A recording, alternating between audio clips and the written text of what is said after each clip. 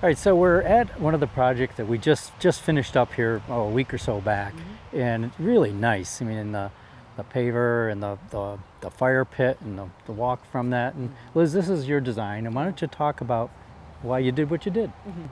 Well, the customer was looking for a fire pit that was close enough to the house where they could just kind of walk out and enjoy a little fire, but it had to be far enough out where you're not getting smoke blowing back at the house. So we were able to attach the patio via a walkway to the existing deck. The walkway is pretty nice and wide. It's about 4 feet, so if you're carrying things out, to the campfire, it's got enough room for that.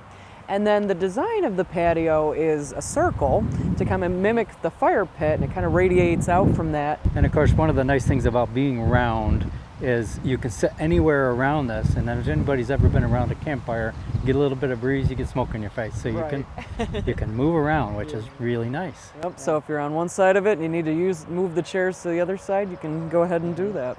And I know one of the challenges here was the drainage because of the slope of the land. So we wanted to make sure that we were able to slope the existing grade, out around it, fairly smoothly off, so that any water that collects on the patio gets sheeted right off.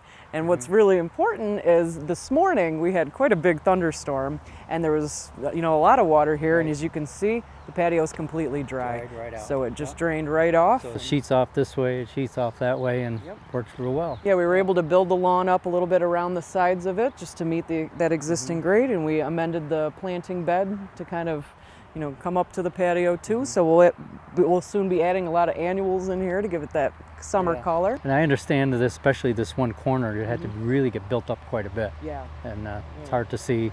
That's why you got this new grass starting around it. Right. And what's always important with any patio is to make sure that it's got a really good base. We're standing on 8 to 10 inches on this side of compacted crushed stone that's been compacted in layers. You can't skimp on that base. All right. So nice job, and we're going to talk a little bit more about the actual paver selection here shortly. Yeah. So thank you for joining us today. I'm Liz Snyder. And I'm Jim Hotelling, the home gardeners from Hillside Garden Landscaping.